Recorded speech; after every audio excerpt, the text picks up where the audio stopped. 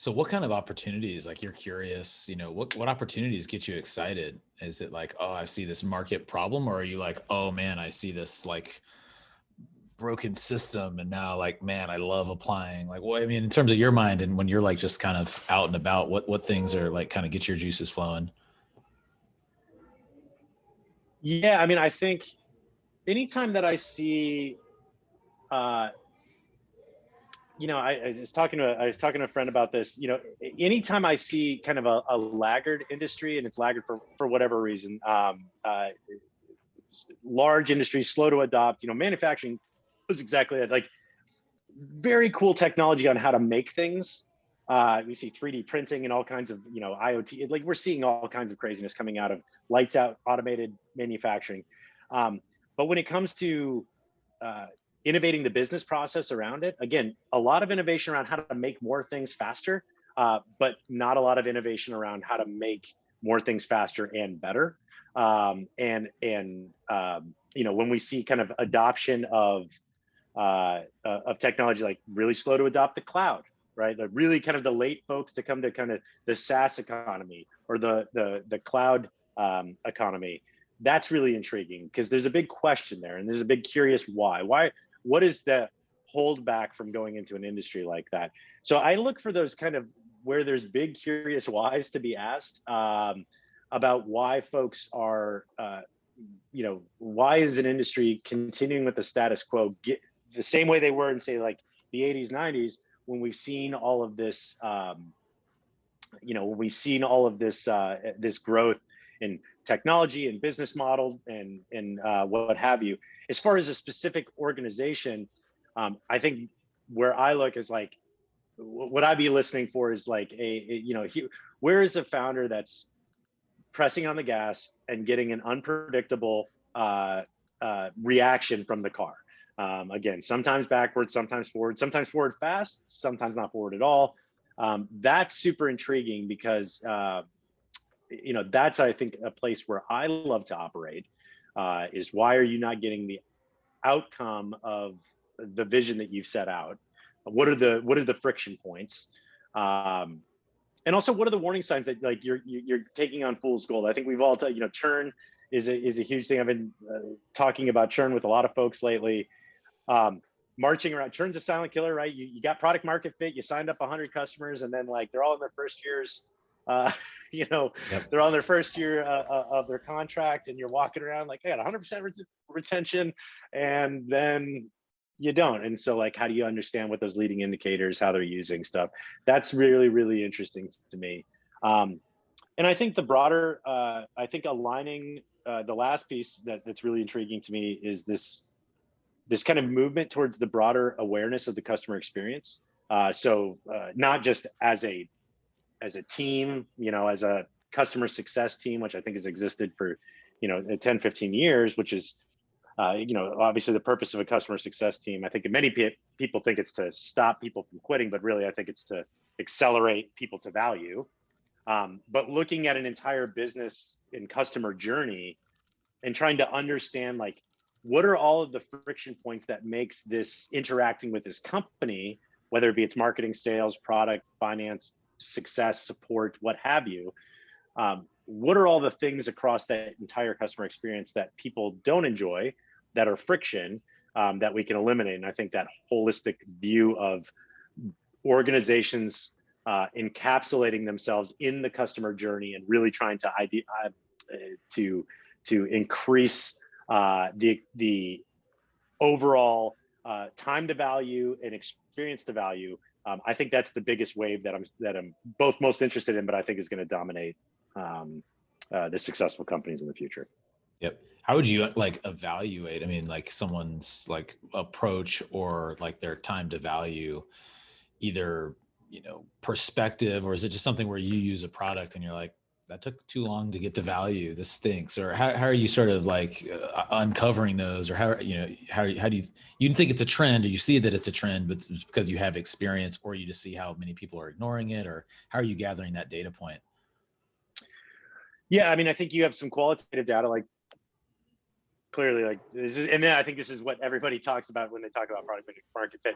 Did someone buy your software? Great. Like, and they weren't your friend or your sister or your what have you. Like, great. And you got 10 of them, right? Like Jason Lemkin from SaaStr always talked about 10 unaffiliated, customers on board, and now you have product market fit.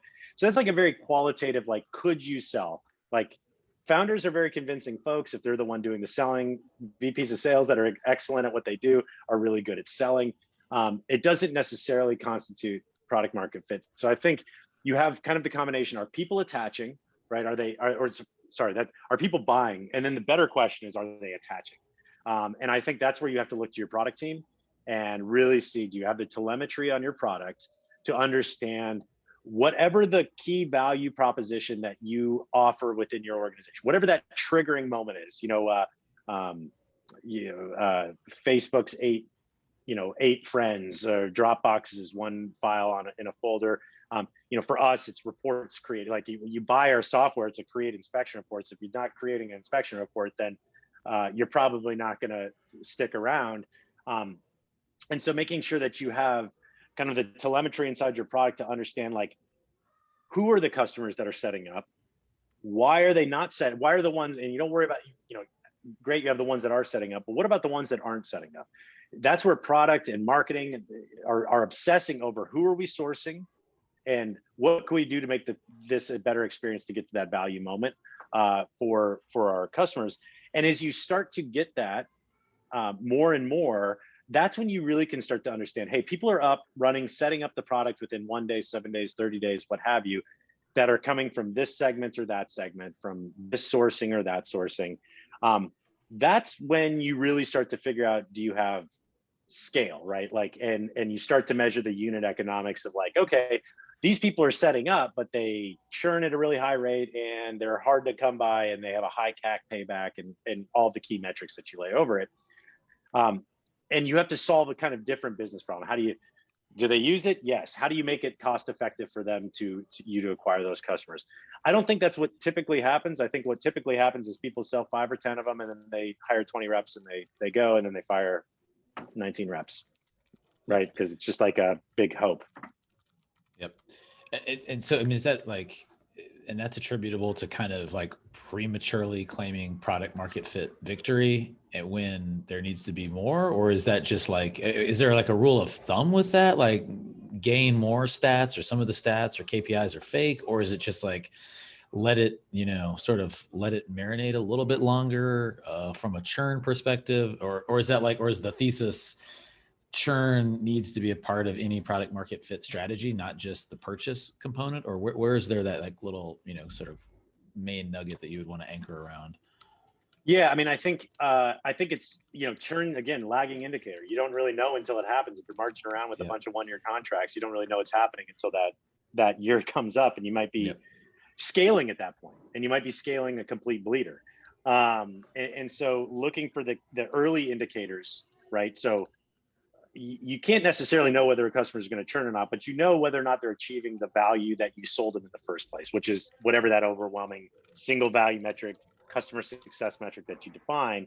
And I think your entire organization is initially centered around, how do we get people to achieve that? Are they achieving it? Are they doing it on a regular basis, as a kind of precursor to churn? And you said something really interesting, like, what are they falsely claiming product market fit? I don't think anybody's like falsely claiming product market fit. I think they're just like applying it generally, right? So like, you may have product market fit, but it might be like in a very specific segment. It's not like, all right, well, for us, manufacturing, do we have product market fit? Yes. We have attachment. People are up and using the product on a regular basis. So does that mean we have product market fit for the entire manufacturing industry? That's now our TAM, and we should add 40 reps and go? No, right now we serve kind of the less than 100 employee precision manufacturing job shops that are in a very specific area. We've seen the unit economics work for that. We know they set up the product and use it. That's the area that we're going to scale. We may have some mid-market stuff or some enterprise level stuff that we want to experiment with, but until we have that, are they set up and is it economical for us to bring them on board? We're not going to add 30 people to that team and just hope that it works out for us. And so I think, again, can you get people to buy your vision? Yes. Can you get people to achieve the value in the product? That's what I think organizations need to obsess about in the product market fit phase before they start getting into kind of scale moat, you know, B rounds, C rounds, D rounds. You know, that you know, I can't speak to it. I guess it's kind of a shame when you see that not really work out well for folks. Yep. Well, I mean, what about, I guess, you know, when you talked about being curious across disciplines, you know, obviously you've just kind of talked a bunch about product stuff. Is that, you know, where do you get the most excitement and lift in terms of what, you know, flexing the muscles you have versus the ones you're kind of learning and getting curious about, you know, engineering or finance or sales, product? It sounds like it's product. Is that kind of your background, or is that just something that you feel is it more important than others, or it's just sort of your thing? I think, you know, where we're at today as a business, I mean, I'm genuinely and generally believe in kind of product-centric organizations, that what you build, whether it's one product or multiple products, is ultimately the value you create, and everything that surrounds that are the machines that kind of deliver and the vehicles that deliver the value to the market. So whether that's, you know, obviously your sales and marketing function or the ways that you you deliver that value to the market. But if you're not starting with like a real market problem to solve, you could probably sell anything for a while, if you know, given enough given enough juice and the right kind of salespeople. But it's not how you build a sustainable, long-lasting, impactful company, that can kind of continue to grow on its own flywheel, right? That you know, attract, engage, delight, and repeat, right? The referrals and become better and better. So I think product has to be the problem you solve has to be at the center of your organization, and it has to, like, every component around the organization has to be centered around how do we solve this problem better for our customers, given the, you know, the discipline that we live in. How does finance help support solving that problem? How does operations help support solving that problem? Sales, marketing, et cetera. I think the other problem, or I think the other thing that I see is the kind of proverbial solution in search of a problem, right? Where people create something and then they're just like walking around, you know, I'm a product centric company. I just can't find anybody to actually attach to this. So, you know, I think falling in love, and I think this is a lesson that we've like, fall in love with the problem that you solve, not the solution that you build. And if you do that, you stay really close to the market. And I think that's the key, is stay close to your market. There's no proxy for talking to your customers and identifying what's really, you know, their market need, and then building an entire company. If it's a viable need that is, you know, and you can provide a valuable service to a broad enough market, then listen close and, you know, build quickly. Yep. No, that's a golden nugget. Keep that one. So yeah, falling in love with the problem you solve. Well, actually, you know, keep moving, and then you build it, and then you install EOS and hire Brandon Cheney. Or how does someone, you know, kind of like experience that evolution, and they fall in love with the product or the problem they're solving, build for that. Now you've got something you can actually build a business around. And then what? Yeah. How do they move towards the overall full operationalization of that whole kind of virtuous circle? I think that's exactly the right timing, right? So as a founder, being so close to the problem, you know, your founding engineering team, and you know, maybe you have a marketer or two, but usually it's a fairly small group surrounding just the product itself. You know, get the problem right. You know, find the right problem, start building it out, and when you start to get the traction, then you start to look. Okay, we now have, again, product market fit in this particular segment or section that we would like to start taking out into the next level.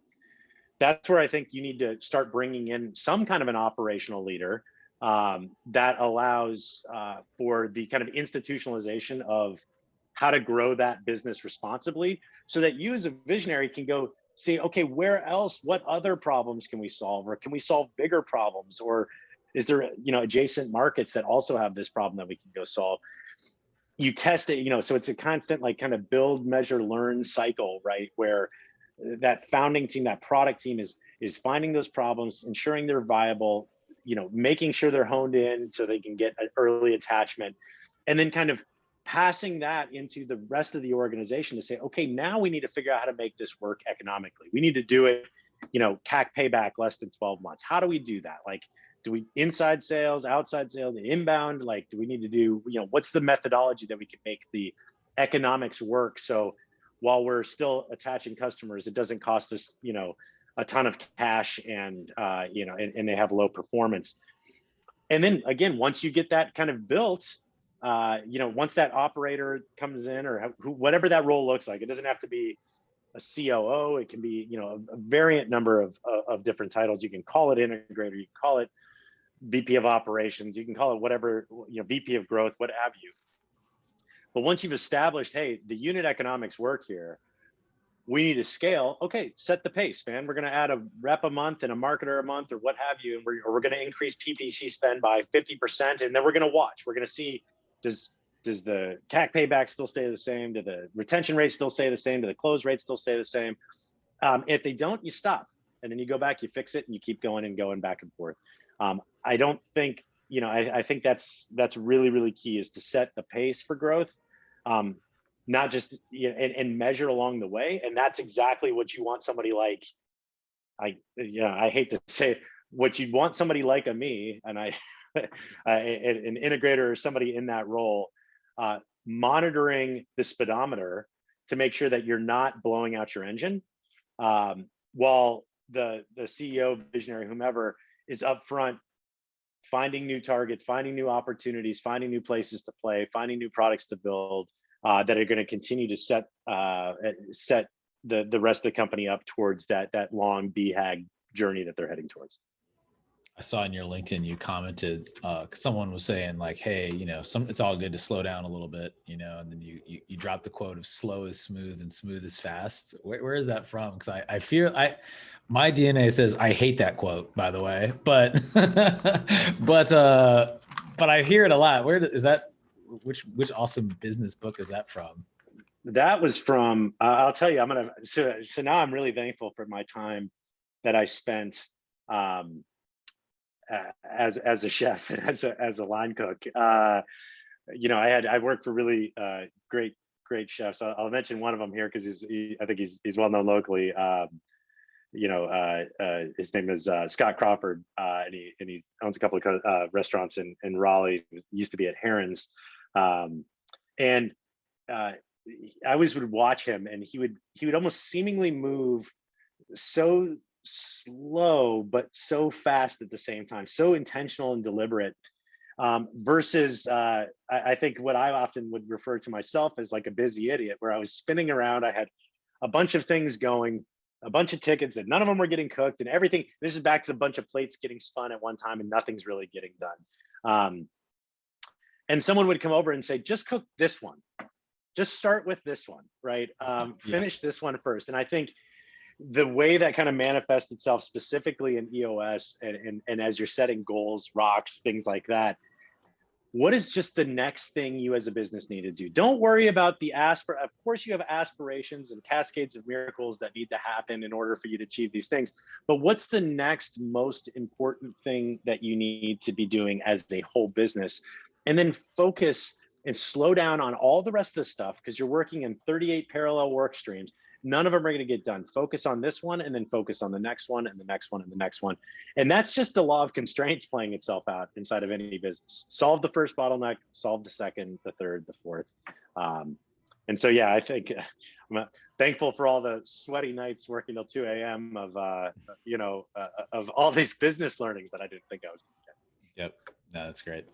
Yeah, I'm just visualizing all the plates I have spinning right now, and kind of being like, I'm such an idiot. And I think this year I've been trying to kind of say, which plates can just go on the ground, which plates I just put in the cupboard. Those plates don't need to keep spinning in perpetuity, and getting some closure. So, okay, that's great.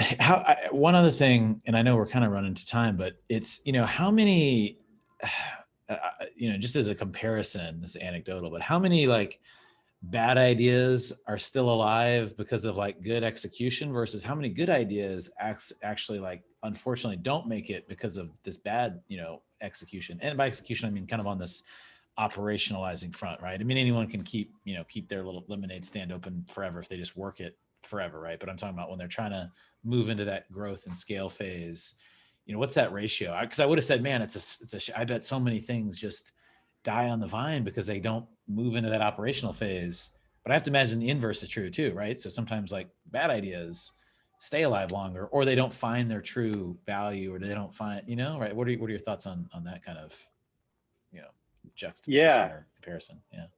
Yeah. I mean, I think excellent execution can move virtuously or dysfunctionally, however you want. Obviously, the virtuous cycles don't death spiral, but I think as an organization is going through kind of all of these concepts and ideas, there may be if you spit out 20 ideas, there may be 3, 5, 7 great ideas in there. But the reality is, no matter what resourcing you have, uh, you're really only likely to be able to execute on maybe 1, 2, at max, maybe 3 of those initiatives as an organization at any time.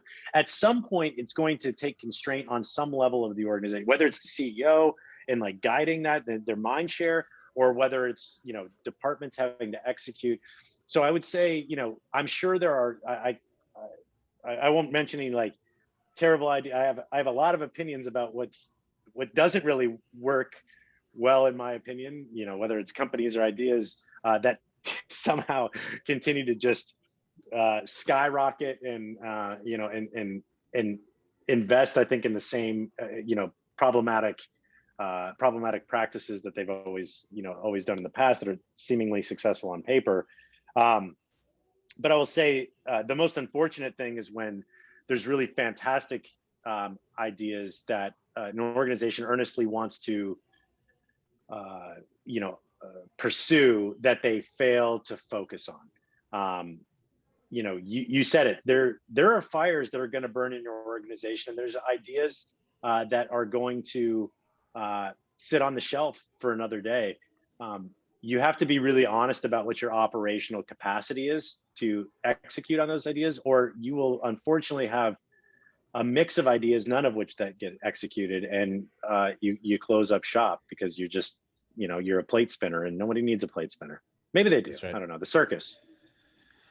Yeah, I mean, this conversation is it's a mirror. It's great. I'm like, damn. And I mean, I kind of see this a lot too, which is, if you don't sort of put your idea into kind of play, it's always a good idea. Like so many ideas are always great ideas. Like sort of, it's like the bar stool idea, right? Like, oh man, that thing, like, yeah, like 20 years later, oh, that thing. Yeah. I thought of that. I thought of that. Yeah, I thought of that. That's right. Who got in on those early GameStop trades? That's right. Yeah. Right? Oh, I knew I should have like been looking at Reddit to like follow GameStop and bought it this and sold it we that. talked and about this 3 years ago, right? If only I would have leveraged everything and done that, I would be rich right now. But yeah, I mean, I think you can't look backwards, but I think you're exactly right. I think that, but also the good ideas that people just don't want to. They're like, this isn't quite baked out yet. Mm-hmm. Look, if you got a really good idea, like bake it out, like find the smallest version of an experiment you can do to validate it. And if you start to get some positive traction, find a slightly larger experiment to continue to continue the flywheel turning. But whole ass something, right? Like get behind your idea and find the quickest way to get to failure or success, but like do the smallest version, the cheapest version, the thing that impacts your organization the least, just to prove out the model. I mean, this is like MVP stuff, right? Like we talk about it all the time, yet what ends up happening is these MVPs are crystal palaces that like they're never ready, and the logo's not quite right, and we're still working on the copy for this. Ship your thing, the smallest version of your thing, and get the feedback on it so you can, because it's necessarily broken. So just get the feedback to see if it's even valuable. And I think, but focus and whole ass something, I think is a really key thing. And I would say anybody who's got like 12 initiatives in play right now, ask you measure do you have measuring sticks up for each of those, and how many of them are actually successful right now? And I guarantee it's 2 or 3 of them. That's right. Yep, well said. But it's okay to experiment a little bit. So I'm going to take that one from my. That's the takeaway. But I'm actually going to say that sometimes my initiative is like 4 initiatives. So it's like my initiative is to do 4 initiatives. So that's how I can do not 12. I can do 3, but it's 3 the Russian times 4. doll of initiatives. Yeah. Right. I've got 3 times 4, but 4 times 4 says we're like 3 times 4 times 12 is 4. I don't know. It's whatever. 48. Yeah. So I've got 48 initiatives. Yeah. No, that's great. And I think, I don't know. I think there's maybe a lot of people that sort of struggle with kind of, the balance of experimenting versus kind of like just, whole-assing it and being like, all right, I'm dropping these others. And it's needed. And it's actually hard to let go. It's hard to let go. I mean, sometimes those like where I'm at kind of with my sort of journey, I've got my experience is like, look drastically different. One's a modular home in the mountains and another is a software tech product that's got no customers. And so that's maybe different than where I was maybe 3 or 4 years ago, which was like inside of one business, I've got a lot of different experiments, right? And so I think especially if you're in the one business, it actually doesn't matter either way. Some of these need to just get killed. They got to get to that smallest version of themselves, go have a measuring stick, have a budget, whether it's your own time or whatever, and then just like sink or swim, and then it's killed. Yeah, I mean, honestly, the worst thing that happened is all of them are great ideas and the dog catches the car, right? Where, if you got 12 lines in the water and all of them bite at the same time, how do you can't grab any one rod, right? Like now all of a sudden it dies just from the lack of momentum behind it because you're distracted. So yeah, I think that's exactly right, Nick. I think, run experiments, like have a concept, have a hypothesis. What's the smallest version? What's the cupcake that you can bake just to make sure the ingredients taste good before you start building wedding cakes? Or buy 5 buildings and a bunch of logistics software to sell your for your cupcake business. Right, and raise $100 million, and that's right. Man. You're good to go, bro. You're likely going to succeed. You'll IPO or direct list or SPAC it. One or the other. So this is good. I think this could be easily like a full day convo. And I hope I set up you for answering stuff that you liked and could like really get into. Because I like whenever we talk, actually that's why I started this podcast, because it's really all about me, right? Aren't we all kind of like, what's in it for us? Like, I love asking like people like you like these questions, because I'm like, we're different and I don't see it the same way, and I've got to kind of got to check myself and be like, oh, 12 ideas is too many. Like shit. Well, then I'm starting to nest them. Like, it's fun. And then I'm like, funny. Well, I'm finding mine. Yeah. I wrote as a question for you here, why the podcast, Nick? Yeah. So then you're fresh it, man. You came back. Yeah.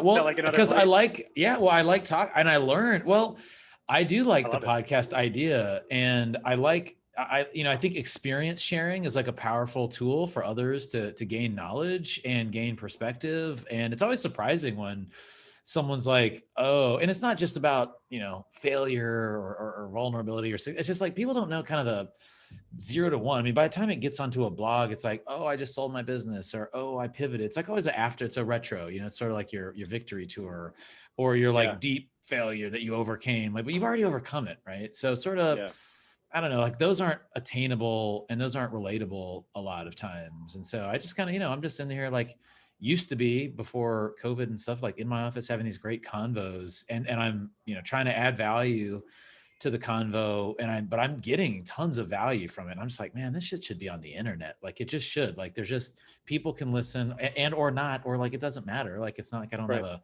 they can or they cannot. It's like no hard feelings, and all 13 or 14 people that will listen to this, like I hope you get something out of it, right? But maybe that'll be more one day. But like that value, that sharing is a huge deal. And my goal is do this for like 1 or 2 years and then just see where it's at, because I'm already having these convos. I already want to link up with you and pick your brain about operationalizing stuff. And like my, earlier today, I was talking to this guy that, went from, kind of this dude I was following on Twitter to like, we worked together to now he's got a new startup. He was in the NFL. It's just like this crazy stories. And I'm like, man, more people should just be like, I find myself just talking to people, like telling them about these like daily adventures I get into at work. And they're like, how do you know all this shit? I'm like, I don't know, man. I'm just having a good time. Right. There's like an osmotic like approach to like, because this is awesome.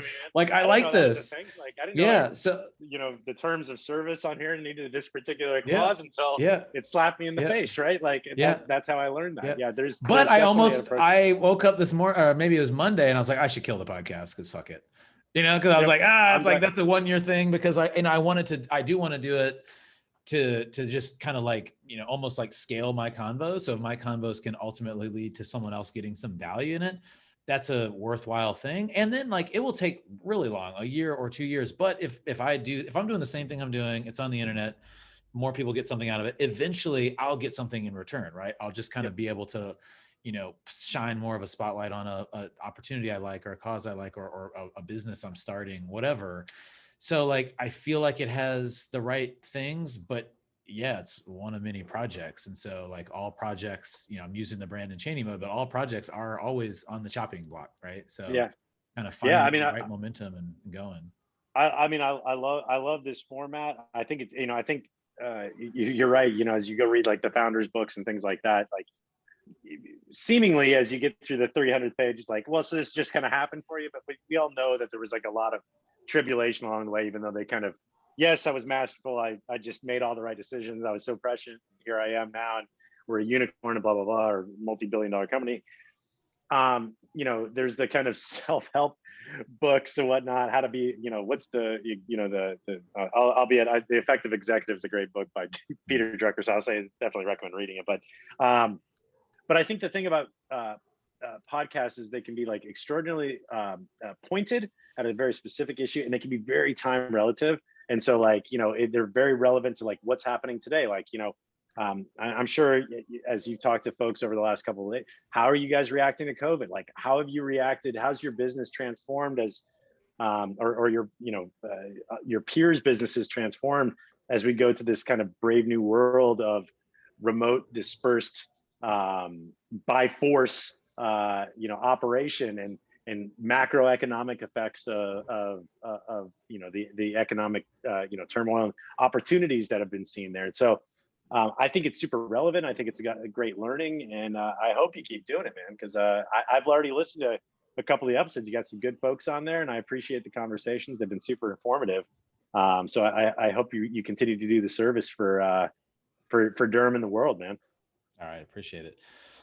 Well, thanks for your time today. Let's wrap up, and keep me posted on all the adventures that you've got going on. And I will do the same. Absolutely, man. Take care, Nick. Awesome, buddy. All right, buddy. See ya.